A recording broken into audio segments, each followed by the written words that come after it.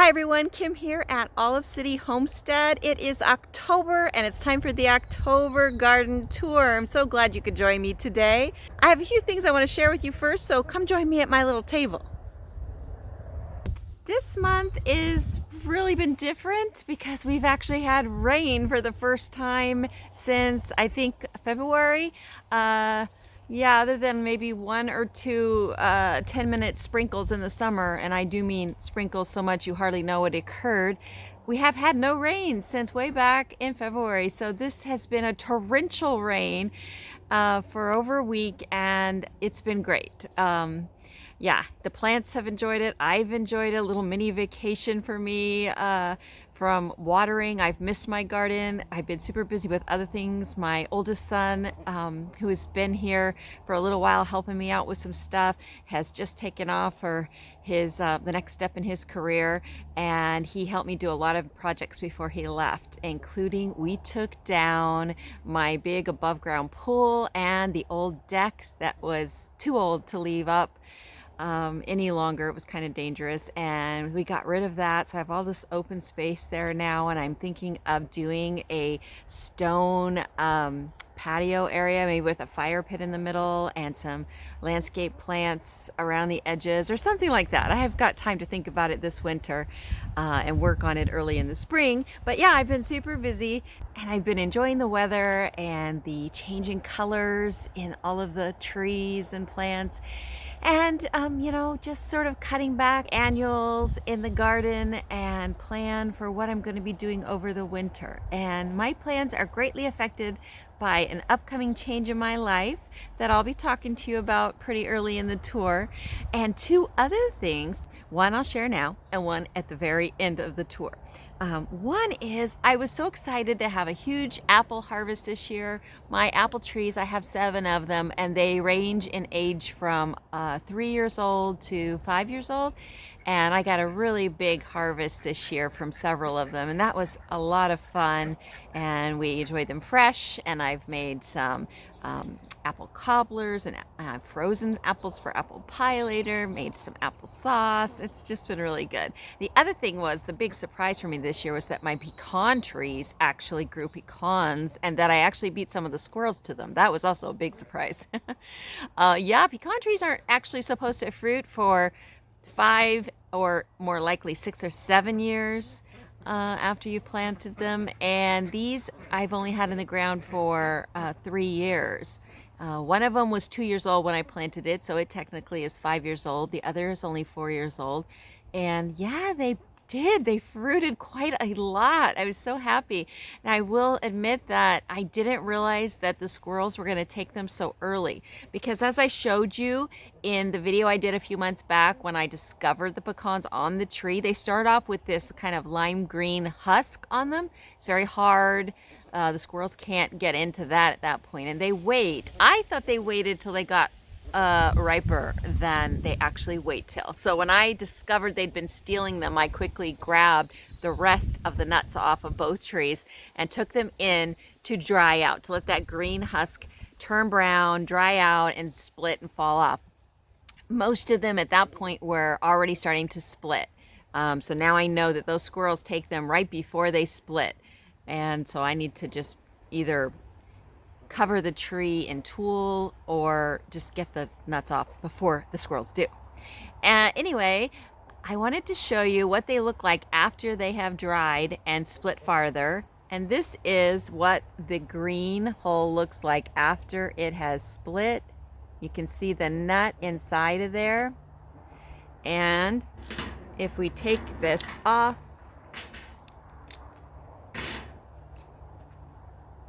there's the pecan. Look at that.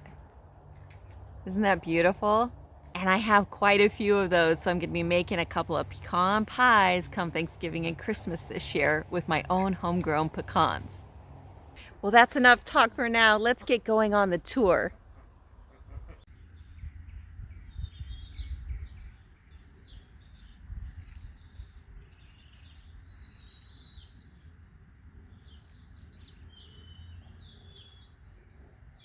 So quiet and peaceful out here. Really enjoying this sunshine after About 10 days of rain. At least that's what it feels like. Maybe it's really only been 5 or 6. Just listen to those birds. Still, I hear in the background cars zooming by on the nearby road. And an airplane high above. It would be nice if it was just birds. An occasional chicken or duck. Cat meowing or a sheep calling me for some treats. That would be nice if that's all it was. And you know, sometime in the not too distant future, that might be all I hear because I am going to be moving. If you watched my recent video, road trip to Nevada and what grows there in northern Nevada, you'll know that it is in the works. A move there is on the books. Hopefully in a year, but it might be another 2 or even 3, but I sure hope not. I'm hoping ideally that it's just a year. So what do I do with all this?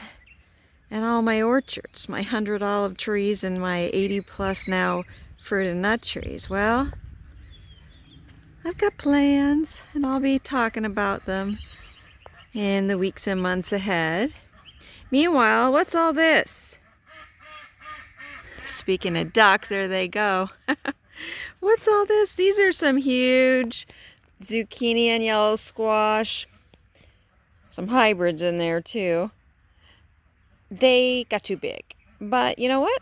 They make wonderful food for the chickens. I just split them open and take them out there. And look at this bed where I cleared the squash out of this morning. What do you see there? That's artichoke. Come back for now the 5th year. It will be huge by spring.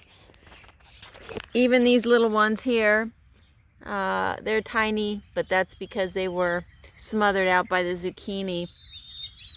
Now that they're exposed to the sun and have some oxygen around them, they will start thriving and growing huge again, I know. Artichoke really amazed me at their resilience and persistence. And also, of course, the gorgeous flowers they present every spring. And here in this bed where I took the yellow squash out of and the butternut squash out of, which, oh my goodness, I got another 5 or 6 butternut when I took those plants out. I still left a few things because underneath all those leaves I discovered I have a bunch of onions still growing from last year. A few more squash that are still ripening. But yes, onions. I didn't realize, but there are actually some big ones growing in here. These are ones I planted last fall and I thought I harvested them all in the spring. But apparently I missed a few. Maybe they were really tiny and now they've had a chance to slowly grow over the summer in the shade of the butternut and yellow squash. So yeah. Society garlic and some borage that looks like it's all dying, but in reality it has some fresh growth on it, and I just leave it to decay there because it feeds the soil, and also it produces so many volunteer plants, like right in here in the pepper bed. All of those are volunteer borage that came from one mother plant that I've long since taken out. And the peppers continue to do well, all different kinds.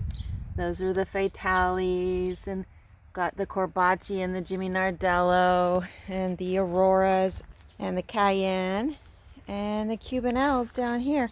I don't think there's any cubanelles on here though now. I think I got them all off. This thing produced so many. Oh, nope.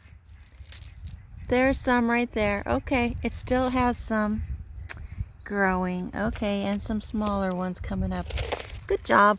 I mean, this place was just flooded for the last week. And everything has rebounded nicely in this sunshine we're getting now. Tomatillo plant that volunteered here in the middle of nowhere is growing well and producing lots of tomatillas for me. little ones and big ones, and they're purple and they're yummy. Great salsa. So the potatoes that volunteered for the nth year in a row and the green onions, they're doing fine. Some dianthus and agastache and the red snacking peppers continue to produce. Lots of new green ones coming on and lots of red ones still in there for me to dig in and harvest. And a pile of old zucchini plants and yellow squash plants for me to cut up and compost there. And look at those poblano anchos. They're getting pretty big and looking super healthy. This lantana plant that I grew from a cutting is doing fabulous. It's really appreciated the water and now today the sunshine. Well, hello there. Did you come to say hello? Or are you hoping I'll throw you a treat, girl? Huh?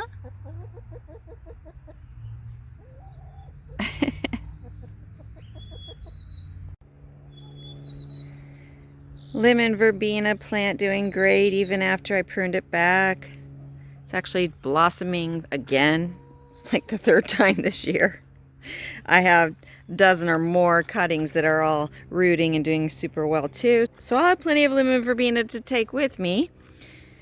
Oh, oregano and green onions and thyme and more Egyptian walking onions and some winter savory and some echinacea. Looking a little the worse for wear after all this rain. Basil still growing strong. Green sorrel looking really healthy. More oregano. And then, oh my goodness, the cherry tomato jungle that was the walkway. These plants fell over. You know, they were in this bed here.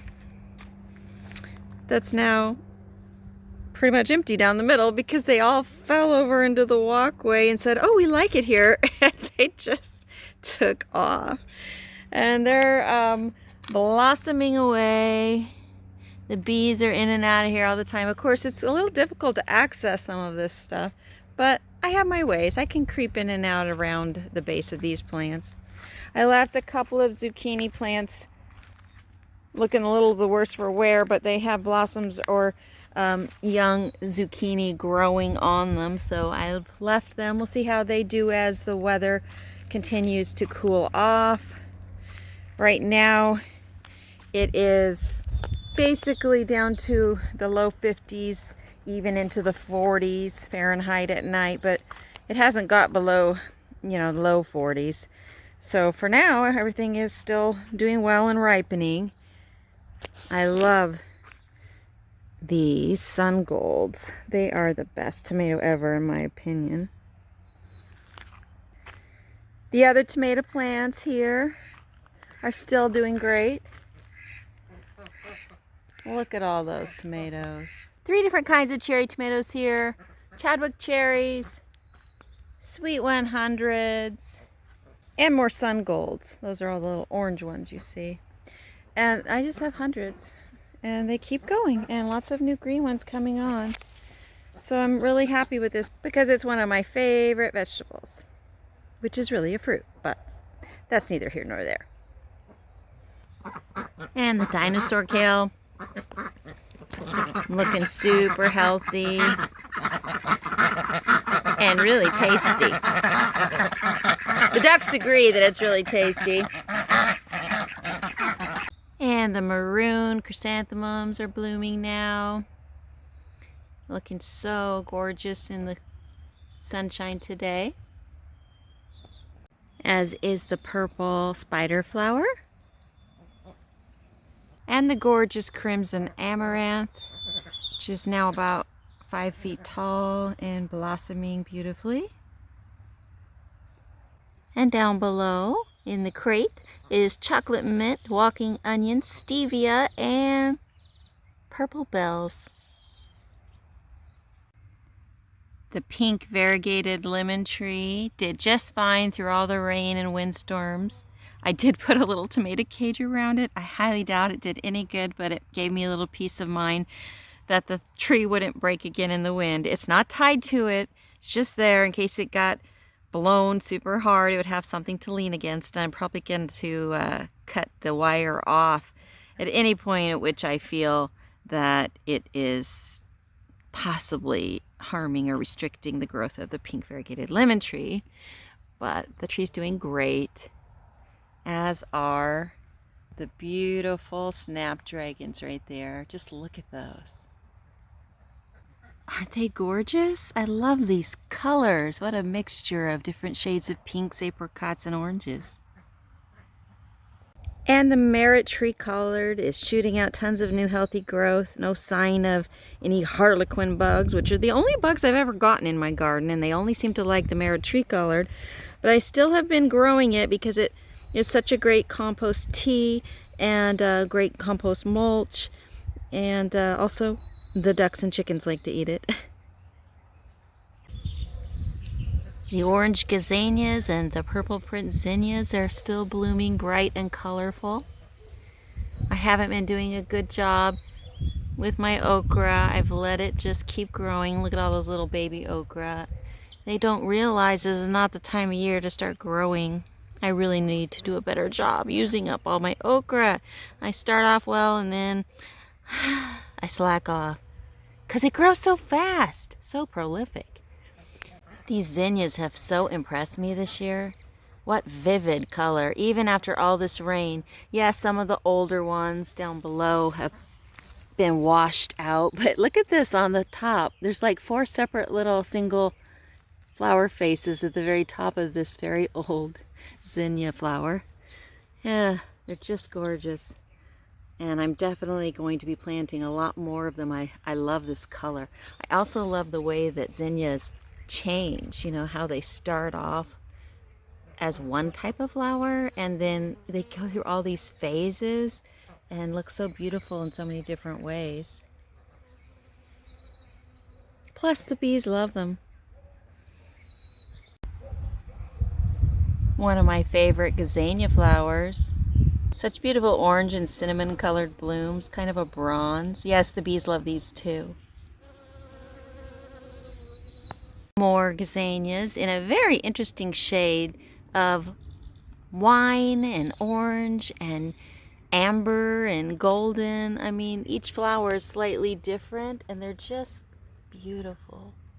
I feel like I say beautiful and gorgeous a lot. I need to come up with some other descriptive words that, you know, measure up to the level of these flowers. They're just incredible to me. Plus, gazanias are so hardy in almost any zone. Maybe not almost any, but quite cold zones can still handle gazanias, as well as the heat and drought of a zone 9B. What are you doing over there, BB? Cats really appreciate it when you line your beds with logs. More okra and eggplant still going strong. There's 3 or 4 eggplant on here I need to take off. And this is one of, at least a dozen, maybe more, rose cuttings I took. I finally got around to digging out the roses that had come back from underground roots that I had left from when I moved 2 big rose bushes last year. Yeah, underground roots had sent up tons of these sprawling rose branches, and so I did a bunch of cuttings, planted them, and guess what? They're all growing. I'm gonna have so many rose bushes. Yep.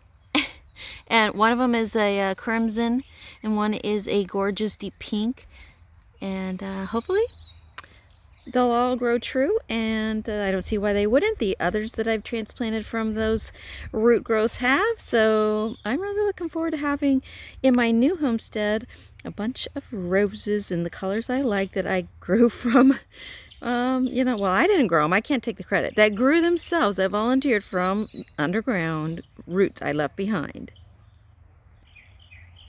And some orange zinnias and okra that I need to cut out because it got so tall. The wind and rainstorms blew them down. Not just tall, overweighted with okra I did not cut off. Yeah, I'm bad. I'm bad with okra. I shouldn't even plant it. The thing is, I didn't plant these. I transplanted these. They were volunteers in another bed. I didn't plant any okra seeds this year, but I grew dozens of okra plants from volunteers that came from last year's plants. And I did enjoy a lot of okra early on. And then I just got busy, and because okra is not the easiest or most favorite of my vegetables by far, I just let them go. Lime tree doing great.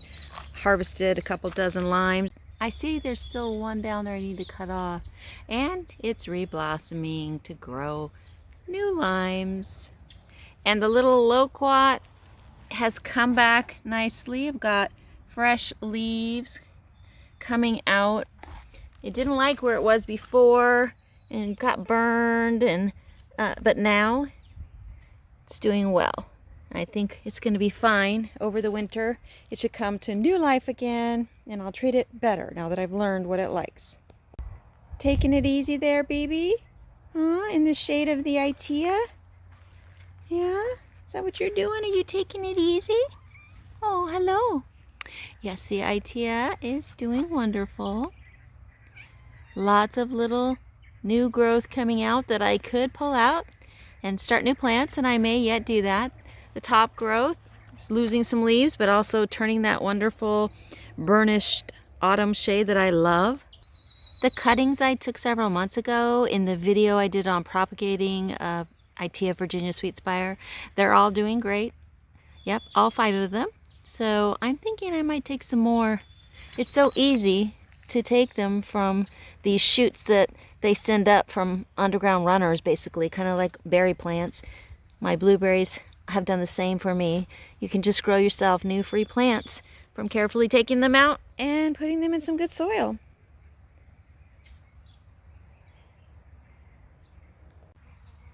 The bees are certainly enjoying the sunshine and the gazanias. They're out in force today.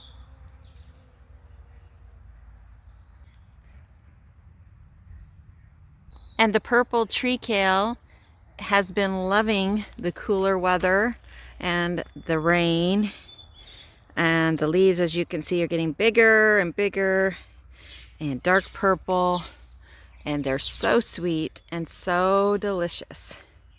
This is definitely one of my top 3 favorite plants that I learned about in the last couple of years, and that is the easiest to grow from cuttings.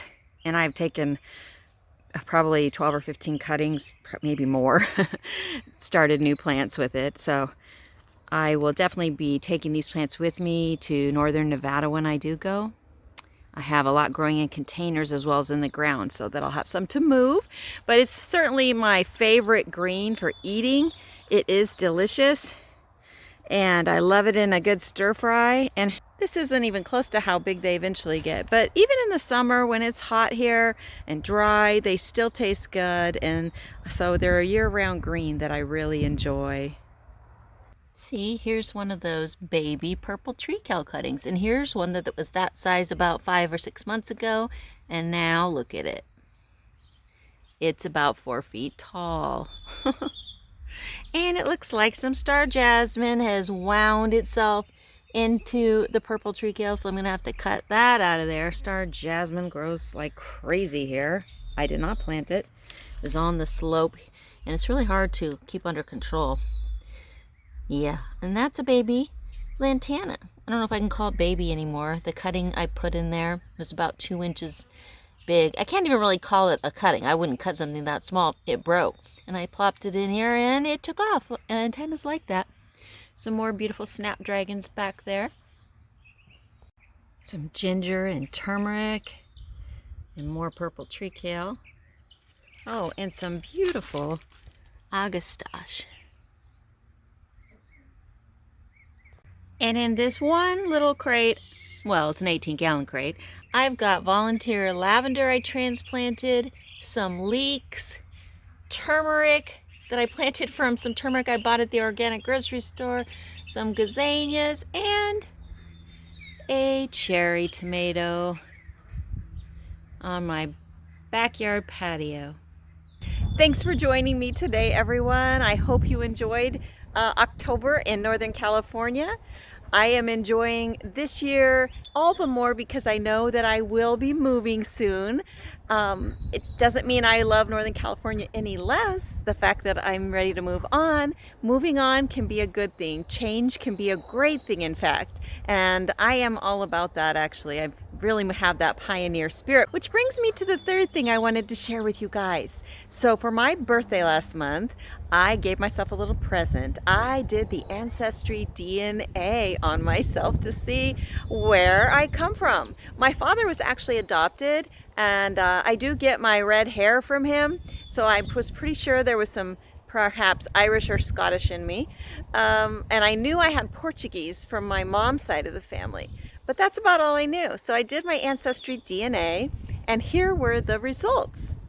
Okay, so it turns out I'm 43% from England, 23% Scotland, 12% Portugal, 12% Irish, 4% Wales, 3% France, 2% Norway, and 1% Northern Africa. I was the most surprised by Scottish, 23% Scottish, and yeah, 4% Wales. I wasn't shocked by anything, but except perhaps I thought I was more Portuguese because both of my mom's grandparents were full Portuguese. And I thought there was Native American in my dad's background. He was told he had Native American in his background, but I guess not. At least it didn't get passed down to me. But I'm pretty happy. I learned about many second and third cousins that I have that I didn't know about. I don't know if I'm going to get more into genealogy or not because I have so many other hobbies and interests, and it does take time. But I do find history very, very fascinating. So it was a really fun gift to give myself, and I'm glad I did. You should check it out for yourself at Ancestry DNA. So thanks for joining me today, everyone. I'm glad that you got to go on this tour with me. I really had fun. It's a beautiful day. Nature has such beauty to offer us in all the different seasons. And even though summer used to be my favorite season, I have to admit that in the last few years, fall has surpassed it. Autumn is definitely my favorite time of year these days. How about you? What's your favorite season?